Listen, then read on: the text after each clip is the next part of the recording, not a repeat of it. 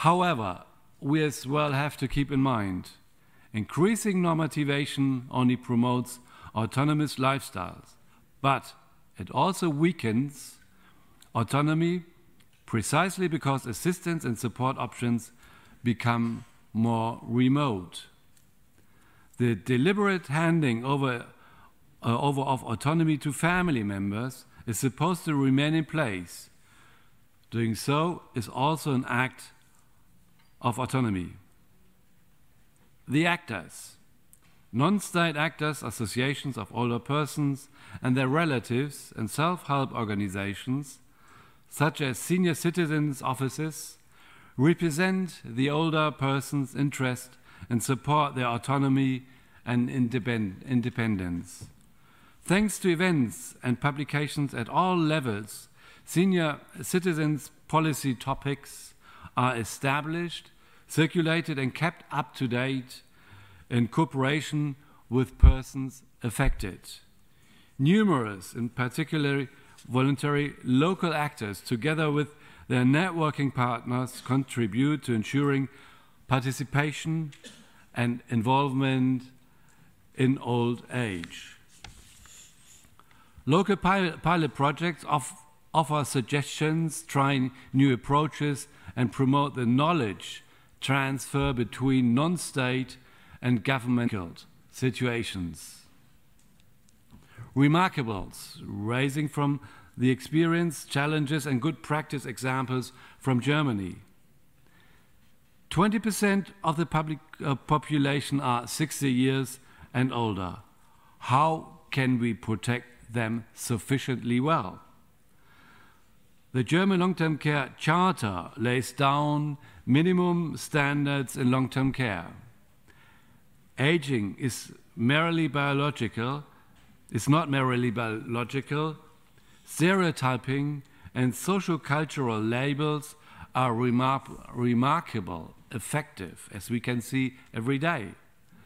To strengthen autonomy and self-determination in social spaces, it is needed accessibility, the individual's safety and mobility, and efficient infrastructure, especially in the fields of consultation, care and services, as well as cultural participation. The social exclusion of marginalized groups must be avoided. Vital role in Gaza and beyond. In the West Bank, including East Jerusalem, our people have to endure the cruelty and violence of the Israeli occupation, including its persistent policy of forced displacement and transfer and demolition of homes and destruction of livelihood, as Israel's illegal settlement campaign persists unabated. Most recently, Israel has advanced its plans to forcibly transfer the Bedouin communities of Abu Nuwar and Khan al-Ahmar. The known purpose of such plans is to facilitate the expansion of illegal Israeli settlements in the area, in grave breach of international law and numerous UN resolutions, including Security Council Resolution 2334 of the year 2016. When hundreds of thousands of Palestinians were forced into exile in 1948, the first thing they built beneath their tents was schools, to preserve hope and to arm future generations with knowledge. This year, school opened early in Khan al-Ahmar to prevent the looming threat of demolition of yet another community of refugees that faces. Second session that GANRI and its members are participating as of right in compliance with the General Assembly resolution that required the working group to find ways in which national human rights institutions could participate directly in the work of the working group. So we thank you very much. In terms of my presentation, I'm going to look through, basically highlight some of the findings that our members have made towards this topic on autonomy and independence. And as I start, I'd like to, there's a quote that I think is very interesting by Frank Howard Clarke, who is an American writer. He says that we've put more effort into helping folks reach old age than into helping them enjoy it. And I think that discussions during this session have increasingly demonstrated that this is what we keep doing. We want people to live longer, we want them to have better lives, but I'm not sure that we are helping them enjoy their lives. And to start off, I also want to share two stories from my country, Kenya, with regards to older persons. The first story is actually from my own family. My late grandmother lived to 100 years old and passed on about 5 years ago. She was an intelligent, resourceful woman whose only education was at the School of Life. She was widowed at a young age. She owned a market stall and invested well.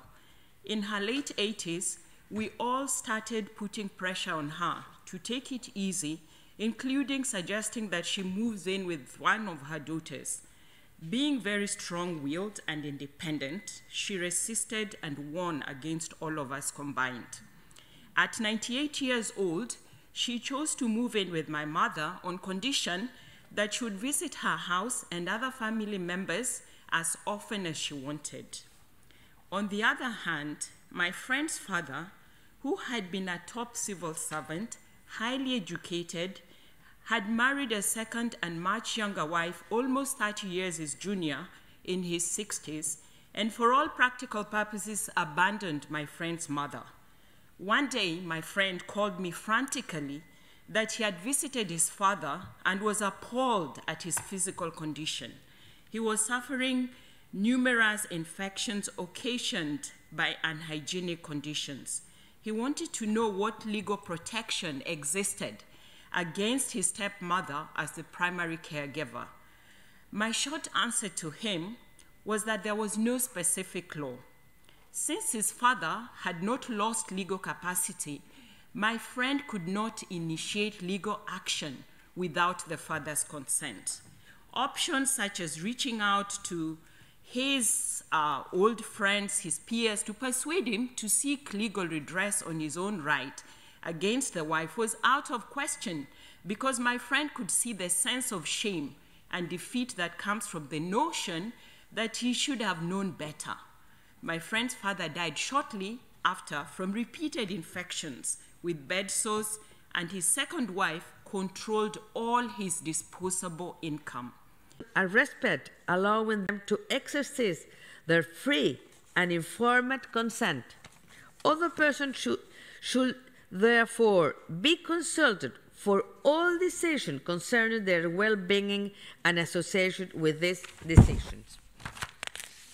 Free and informed consent should be guaranteed by legislation, policy, and administrative procedure in accordance with current international and regional standards.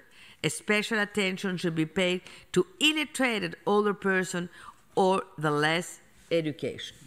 Ladies and gentlemen, integrated in an age perspective into all age-related policy and plans program is essential to enable a different approach that places the senior at the center of the legal institutions and regulatory mechanisms at all levels of governance in the fundamental for state to address the challenges associated with age.